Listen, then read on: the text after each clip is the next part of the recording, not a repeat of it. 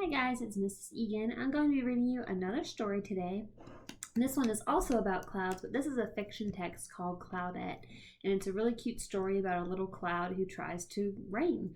And we're going to be thinking about the character setting and major events in this story and being able to retell it. In your NTI packet for today, you'll have to do a graphic organizer where you fill out the characters, the setting, and then the major events, so it happens at the beginning, middle, and end of the story. So be listening for those things as we go through. Remember, the characters are who the story is about. Okay, and we're going to think about the main characters in the stories and who the story is mostly about as we're reading through it. And then the setting is when and where the story takes place. So when is it happening? Is it during the day? Is it at nighttime? And where is it? So where is it happening at? Is it happening at a store? Is it happening at school? Is it at the beach? And then beginning, middle, end. You want to think about the major things that are happening in each of those parts. So what's the main thing happening at the beginning, in the middle, and the end? So you really have to think about the most important parts that are happening, because if you say every single part, then you're just telling the whole story again instead of picking out the major parts. All right, so this is called Cloudette, and it's by Tom Lichtenheld, and he's also the author of illustrator of Duck Rabbit. If you've ever read that story, maybe in your classroom, it's a really cool book where it kind of looks like a duck and it kind of looks like a rabbit. So it's a fun one to read. If you haven't done that yet, you can look that up on YouTube, or maybe you have the book too. So this is Cloudette. Cloudette was a cloud, a very small cloud. It's really tiny. Usually, Cloudette didn't mind being smaller than the average cloud. So this says average cloud, and this is Cloudette. So she is much smaller.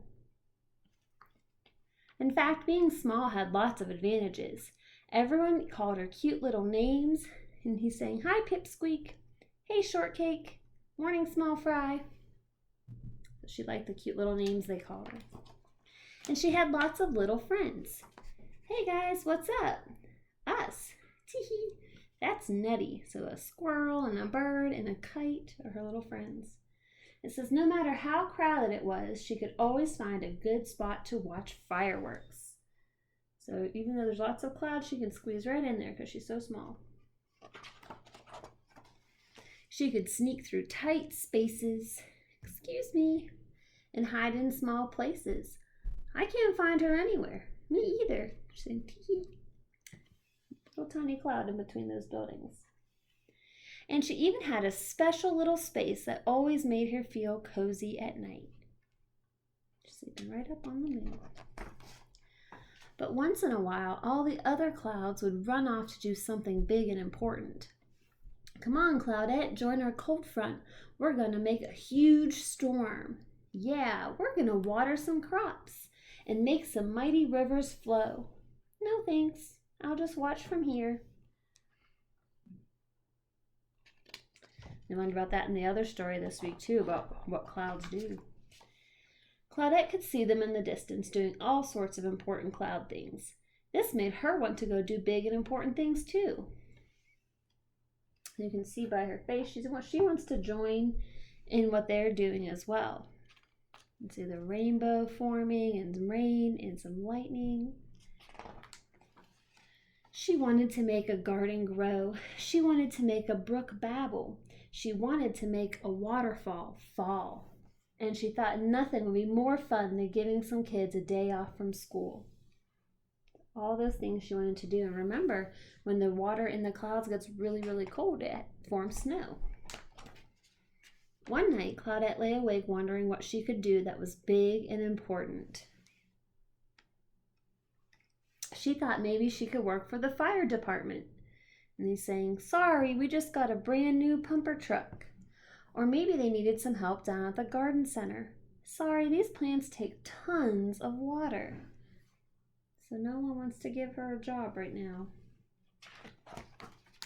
But nobody seemed to need her. She's at a car wash. She says, "Sorry, it's all done by machines." Cloudette was feeling blue. When you feel blue, it means you're feeling kind of sad. The next day, there was a big storm in Claudette's neighborhood. The sky got dark, the rain came down like cats and dogs, and the wind blew harder than she'd ever seen wind blow before. It's even kind of knocking her around a little bit. When the storm finally stopped, Cloudette realized she'd been blown far from her neighborhood. She didn't know anyone here. Hello, hi, howdy, how you doing? And they didn't seem eager to get to know her. So she thinks these are little clouds, they're little puffs of smoke from that cabin. But pretty soon she was making new friends and seeing more things than she'd ever seen before. Miss Cloud saying, "Welcome to our neck of the woods, small fry. What a cute little cumulus. Have you seen our new pal?" And he's saying, "Barely." Then she heard something she'd never heard before. Ribbit. What do you think that is? She looked down at what was supposed to be a pond, but was really just a puddle of mud. "What happened to your pond, Froggy? It dried up, and now it's more like a puddle than a pond."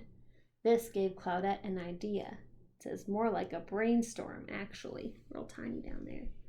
So this poor frog's little pond is all dried up other than a little puddle. She held her breath until she started to puff up all over, and then she turned a nice blue-gray color.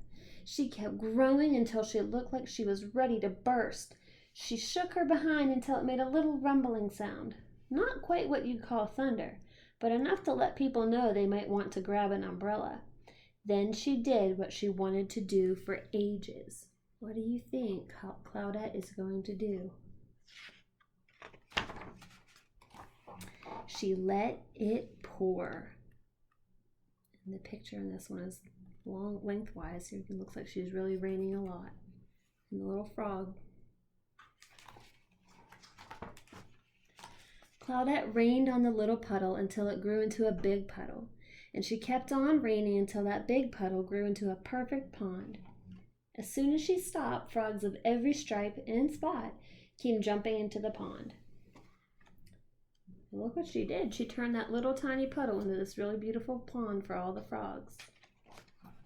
They all let out a big thank you in unison, and it says, "Ribbit." Cloudette was exhausted but happy. It says that ribbit means thank you in frog. Even the higher-ups were impressed, which got her thinking. So here's some more clouds up in the sky. It says, "Nice work, Cloudy." "Yeah, way to water. Prodigious precipitation, Pipsqueak. That was some righteous rain. We knew you had it in you." She's looking a little happy. "I'll bet there are other big and important things a little cloud can do." And off she went. She's thinking of some other things she can do. The end. And what does she do down here? She made it rain, so it caused a little waterfall, a little puddle for these kids to play in. All right. So that was Cloudette. A really cute little story. So I want you to think about who the character was in this story. That should be pretty easy. Where the setting was. Where does Cloudette at most of the time in this story?